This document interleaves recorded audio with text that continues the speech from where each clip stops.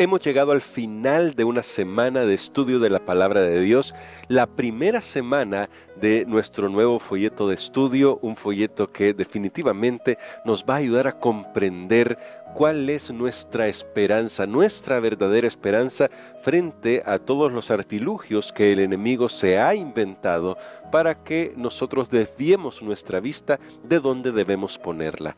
Esta semana estuvimos estudiando varios temas muy interesantes respecto al origen del mal y nuestro pastor Dani Perla nos daba varios comentarios que nos ayudaban a reflexionar.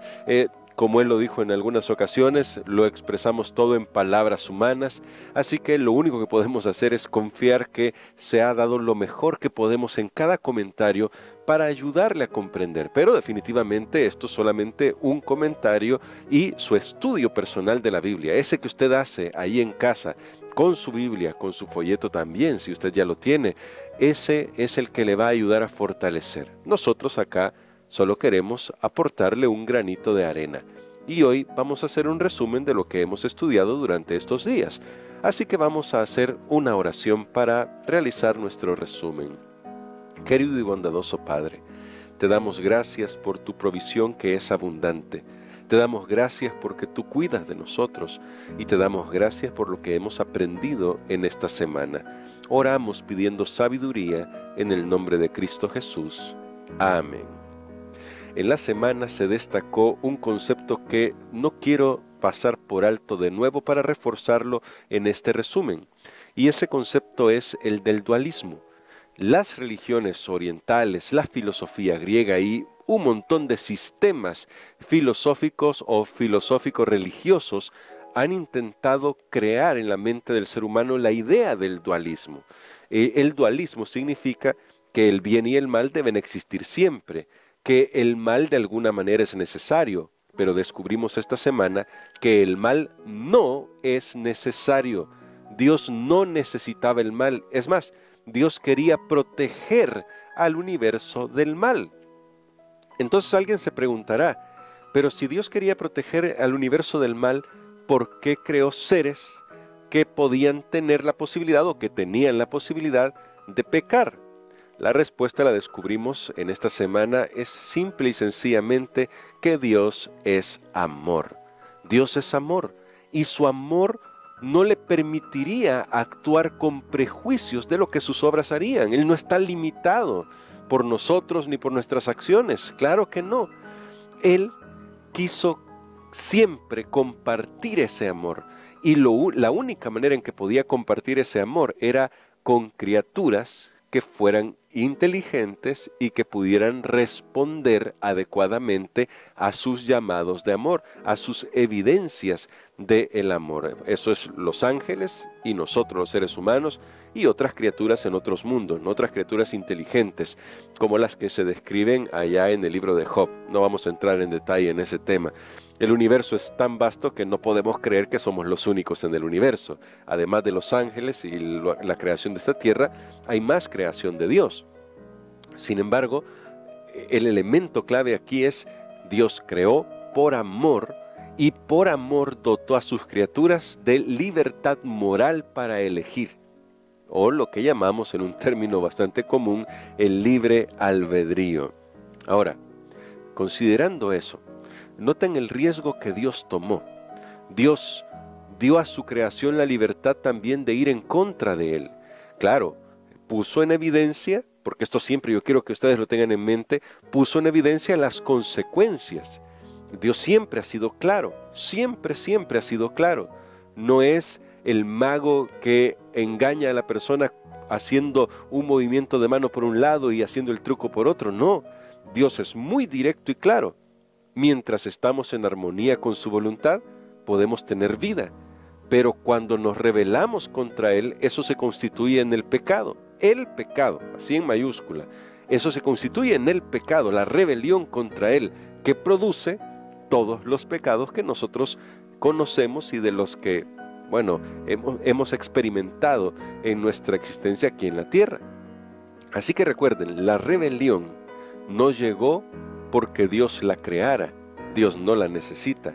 El pecado no llegó a existir porque estuviera en el plan de Dios, no era el plan de Dios que existiera el pecado. Llegó a existir porque hubo un ser, una criatura en el universo que no estaba contento con todas las bendiciones que Dios le había dado. Es lo que estudiamos cuando hablamos de la misteriosa ingratitud. El ser más encumbrado, después de Dios, claro está, pero el ser más encumbrado del universo decidió que no era suficiente para él, que ese puesto que Dios le había dado de protector de la ley de Dios no era suficiente para él. Él se envaneció tanto que quiso ser Dios. Su orgullo le hizo comenzar a verse a sí mismo en lugar de contemplar el carácter y el amor de Dios. ¿Y entonces qué hizo? Chismear.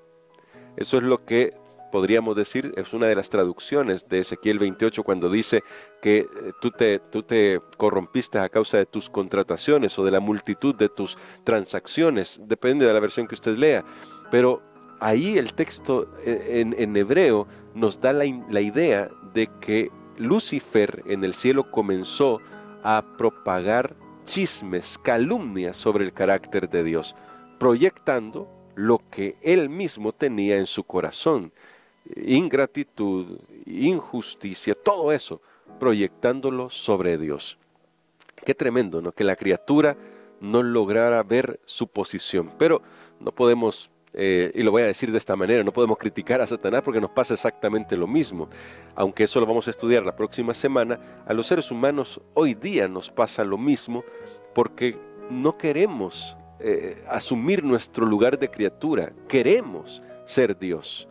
Tenemos la misma rebelión que comenzó en el Edén, pero con una diferencia.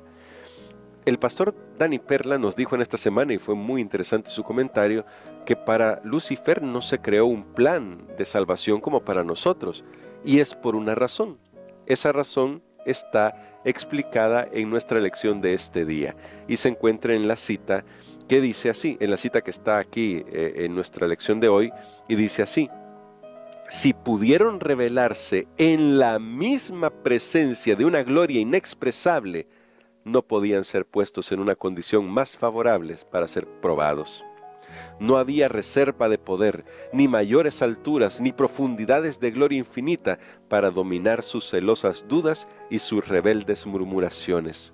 Su culpa y su castigo debían ser proporcionales a sus exaltados privilegios en las cortes celestiales. Es decir, Dios sí quiso salvar a Lucifer y también a la tercera parte de los ángeles. Quiso salvarlos. De hecho, leímos en la semana una cita que decía que Dios soportó pacientemente al enemigo. Y ese soportar pacientemente no es que simplemente lo dejó y dijo, bueno, haz lo que tú quieras. No, trató de convencerlo, le llamó al arrepentimiento, le mostró por qué es que él debía respetar la posición en la que él había sido puesto, que era una posición muy exaltada, como ya hemos dicho antes. Pero Lucifer albergó en su corazón odio, orgullo, maledicencia, envidia, y lamentablemente esto lo hizo llegar más allá de lo que Dios podía hacer por él. ¿Por qué digo de esta manera esto? Porque cuando Lucifer cruzó la línea, esa línea la cruzó conscientemente de lo que estaba haciendo.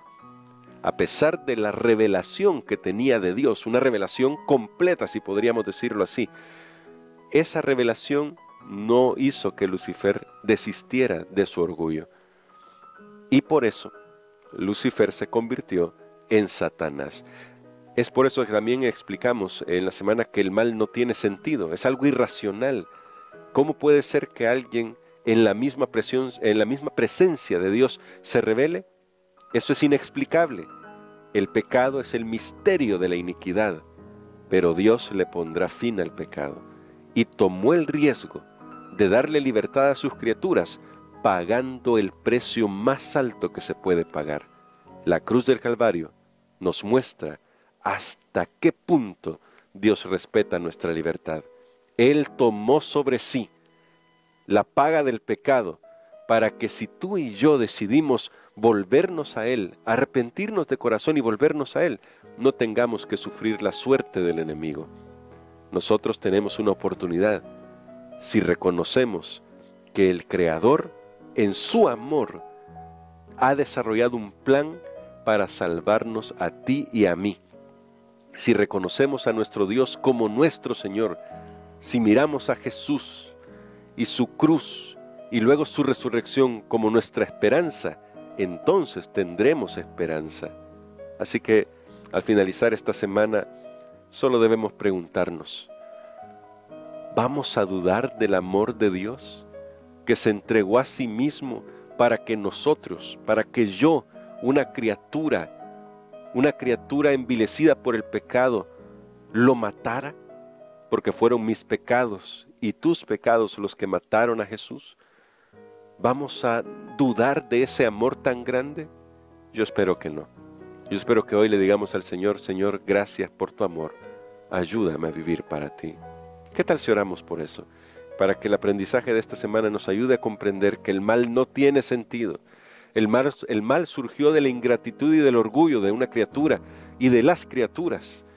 Y ahora nosotros tenemos la oportunidad de volvernos al Señor y el Señor nos recibirá con sus brazos abiertos. Querido Padre, gracias te damos por tus misericordias. Gracias te damos por tanto amor que manifiestas para con nosotros. Por favor, ayúdanos a vivir para ti. Te lo pedimos no porque haya mérito en nosotros.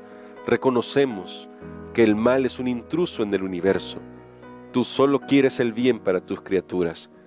Perdónanos, porque nuestros pecados ocultan tu rostro de nosotros, pero ayúdanos a mirar hacia la cruz del Calvario y contemplar ese inmenso amor que lo dio todo para que hoy nosotros tengamos una oportunidad de salvación. Gracias por tan grande amor. En el nombre de Jesús oramos. Amén.